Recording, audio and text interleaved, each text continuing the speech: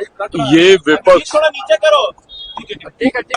विपक्ष ने हमेशा से जब जब एनडीए की सरकार कोई भी ऐसे कानून को लेकर आई है या ऐसे बिल लेकर आई है या ऐसे संशोधन लेकर आई है जिसने समाज के गरीब वर्ग को मुख्य धारा के साथ जोड़ने का कार्य किया, विपक्ष ने हमेशा इसको लेकर भ्रम फैलाने का काम किया।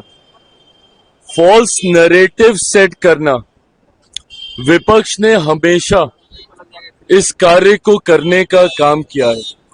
जितने भी दल हैं, इन लोगों ने जनता के बीच जाकर भ्रम फैलाना, झूठ बोलना, फॉल्स नैरेटिव सेट करना, निरंतरता में ये काम जितने भी विपक्ष के घटक दल हैं उनके द्वारा किया गया। उदाहरण के तौर पर जब सीएए भी आया था उस वक्त भी जितने भी विपक्ष के घटक दल हैं उन्होंने सीएए को लेकर भ्रम फैलाने का काम किया। जनता के बीच एक आगजनी का माहौल निरंतरता में महीनों तक बना के रखा। उस वक्त भी मैंने सदन के पटल में कहा था कि हाथ कंगन को आरसी किया, आने वाले दिनों में अपने आप पता चल जाएगा कि इससे किसकी नागरिकता गई। सीए एक ऐसा कानून था जहां पे उन देशों में रह रहे अल्पसंख्यक लोगों को नागरिकता देने वाला वो कानून था और इन्होंने उसको नागरिकता छीनने वाला कानून बताकर अल्पसंख्यक समाज, खास तौर पर मुसलमानों को के बीच जाकर ये भ्रम फैलाया कि अगर सीए आ गया तो आप लोगों की नागरिकता छीन ली जाएगी। लंबे समय तक झूठ बोलने का काम किया। परिणाम स्वरूप देश भर में एक डर भय का माहौल बना रहा। आज मुझे बताइए कौन से मुसलमान भाई की नागरिकता छीन ली गई?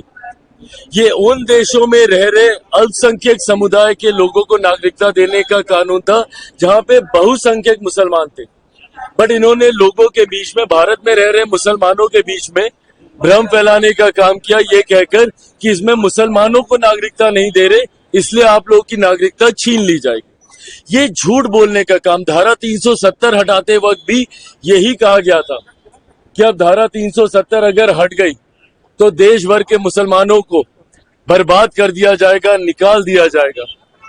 जब राम मंदिर बनने की बात आ रही थी उस वक्त भी कहा गया था कि अगर राम मंदिर बनेगा तो देश भर के मुसलमानों को निकाल दिया जाएगा। सिर्फ झूठ बोलना, फॉल्स नैरेटिव सेट करना।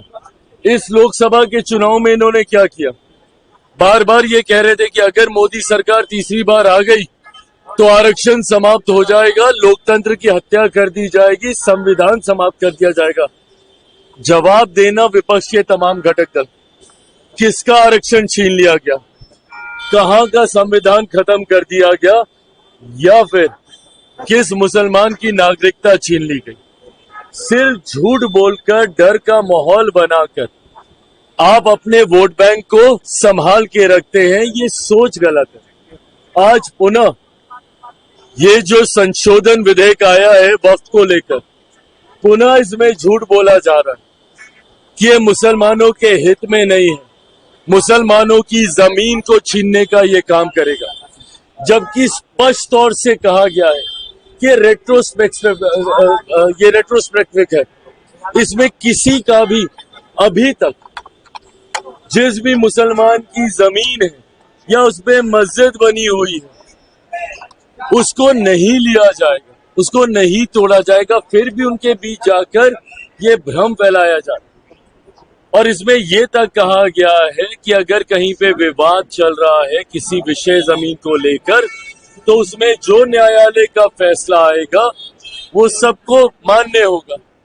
तो इसमें गलत कहां पे कोई कह रहे हैं? अगर किसी सिस्टम में कोई पारदर्शिता लेकर आ रहा है, अगर ट्रांसपेरेंसी अगर एक सिस्टम में लाई जा रही है तो इसमें गलत क्या है? अगर आप गरीब मुसलमानों को उनका हक देने का काम कर रहे हैं तो इसमें गलत क्या है? आज की तारीख में कई ऐसे मसले हैं जहां पे मुसलमानों की जमीन का विवाद ही वक्फ बोर्ड के साथ चल रहा है। पर अफसोस की बात यह है कि उनको न्यायालय तक जाने का मौका नहीं दिया जाता था। इसके बाद कम से कम वो न्यायालय जा पाएंगे, अपने हक के लिए न्याय की मांग कर सकेंगे। तो इसमें गलत क्या है?